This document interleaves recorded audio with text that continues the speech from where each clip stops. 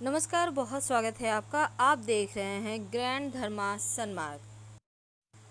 वैसे तो हर मास की पूर्णिमा तिथि को धनदायक प्रयोग किए जाते हैं और शुभ माना जाता है, लेकिन साल में जो शरद पूर्णिमा है, जो आश्विन माह के शुक्ल पक्ष की पूर्णिमा है, इसको सबसे ज़्यादा शुभ और समृद्धशाली पूर्णिमा माना जाता है, क्योंकि इस शरद पूर्णिमा, जिसको हम कोजागरी पूर्णिमा भी कहते हैं, महाराज पूर्णिमा कहते हैं, इस दिन माँ लक्ष्मी समुद्र मंथन से प्रकट हुई थी और इसी दिन श्री हरि विष्णु के साथ उनका विवाह भी हुआ था। तो आश्विन माह की पूर्णिमा तिथि को शरद पूर्णिमा कहते हैं। मान्यता है कि इस दिन आकाश से अमृत की वर्षा होती है।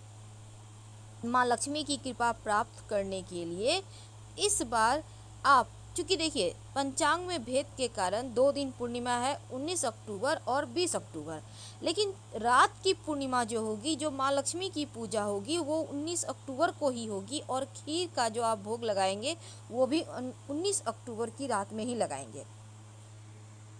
अब शरद पूर्णिमा के दिन माँ लक्ष्मी को प्रसन्न करने के लिए सबसे उत्तम माना जाता है।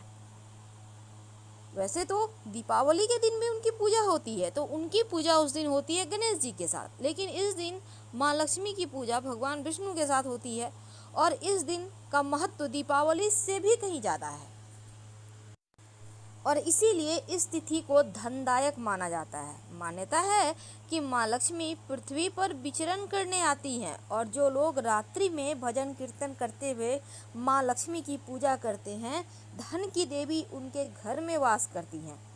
तो शरद पूर्णिमा की रात को चंद्रमा की चांदनी से पूरी धरती सराबोर रहती है और अमृत की बरसात होती है, क्योंकि इस दिन चंद्रमा 16 कलाओं से परिपूर्ण होता है और पृथ्वी के सबसे नज़दीक होता है। इसीलिए रात को चंद्रमा की चांदनी में खीर रखने से उसमें अमृत समा जाता है। तो शरद पूर्णिमा की रात जो आप खीर चांद की रोशनी में रखेंगे, तो वो आप या तो मिट्टी का बर्तन में रखिएगा या चांदी के बर्तन में या फिर शीशे के बर्तन में। आप किसी अन्य धातु के बर्तन में मत रखिएगा, नहीं तो जितना फल आपको मिलना है वो नहीं मिल पाएगा। अब इस दिन पवित्र नदी सरोवर में भी नहाने का विधान है। आप घर में ही नहाते हैं तो गंगा जल से नहा लें और तुलसी जी की जरूर आप विशेष पूजा कीजिएगा। जैसे कि तुलसी में लाल धागा, जो मौली धागा होता है, मन्नत का धागा होता है, उसको जरूर बांध दीजिएगा। लक्ष्मी स्थिर रहेगी। पहले से बंधा हुआ है इसको खोल कर हटा दें और फ्रेश बांध दें। अपने घर के पूजा स्थान में जब आप पूजा कीजिएगा, साफ सुथरा करके सलीके से करिए। उसके बाद देखिए एक खास बात, अब हम आपको स्वस्तिक का प्रयोग बताएंगे। पुराणों में स्वस्तिक को लक्ष्मी और गणपति का प्रतीक माना गया है। स्वस्तिक का अर्थ है संस्कृत में सु और अस्ति, जिसका अर्थ होता है शुभ, और स्वास्तिक से परिवार, धन, स्वास्थ्य संबंधी समस्याएं भी खत्म होती है। तो स्वास्तिक से कैसे आप तमाम परेशानियों से छुटकारा पा सकें, आइए जानते हैं।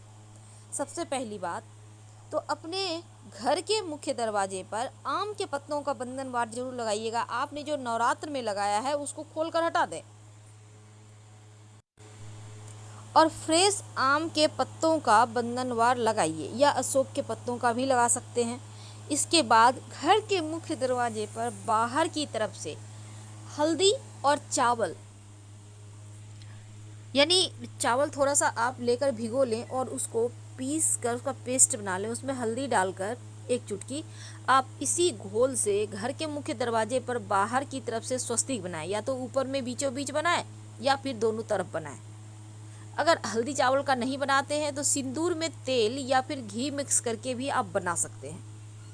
ये स्वस्तिक आपके जीवन में शुभता को बढ़ाएगा, नकारात्मक ऊर्जाओं को दूर करेगा और माँ लक्ष्मी और गणेश जी की कृपा भी बरसेगी। तो स्वस्तिक का निशान जो होता है जीवन में सिर्फ मंगल ही लेकर आता है और कुछ नहीं।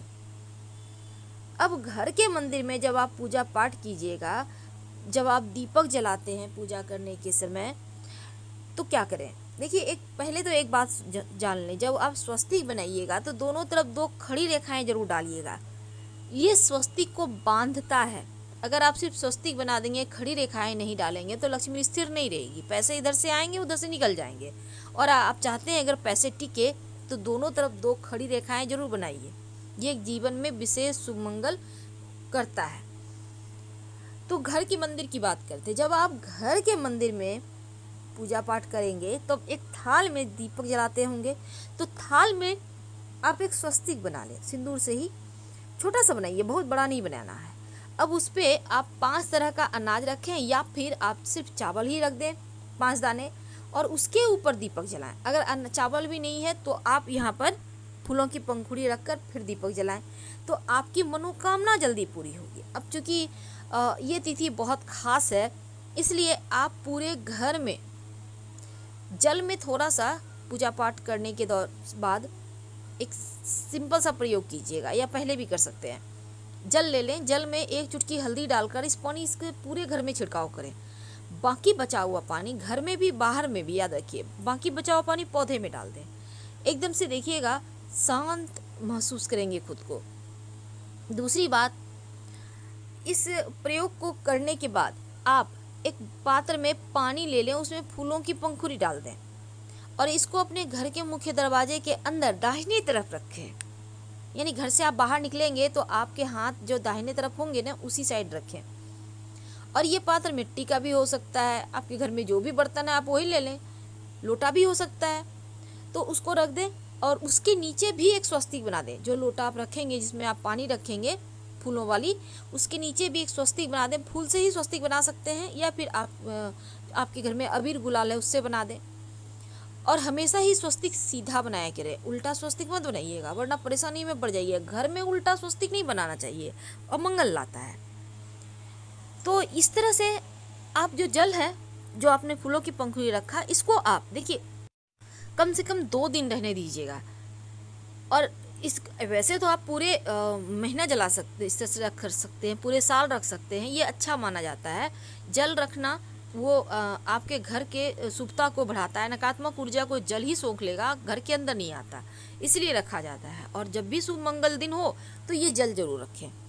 अब इसको 2 दिन के बाद आप किसी पौधे में डाल दीजिएगा, फ्रेश रख लीजिए। अब एक खास प्रयोग जो आपकी मन्नत को पूरा करेगा। अगर लंबे समय से कोई ऐसी मनोकामना है जो पूरी नहीं हो पा रही है, नौकरी नहीं लग रही, व्यापार नहीं चल रहा, विवाह नहीं हो, आपका घर नहीं बन पा रहा है, तमाम तरह की परेशानियां होती है, संतान का सुख नहीं है, तब घी में सिंदूर मिक्स कर लें थोड़ा सा, और लेकर पास के किसी भी मंदिर में चले जाएं।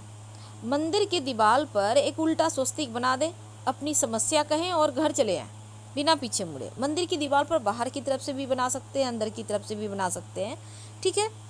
अब जब आपकी मनोकामना पूर्ण हो जाए तब आप फिर से मंदिर जाएं।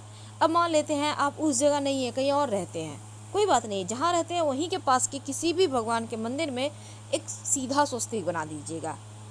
या कोशिश कीजिएगा कि आपने जिस भी भगवान के मंदिर में बनाया, जैसे हनुमान जी के मंदिर में बनाया, तो हनुमान जी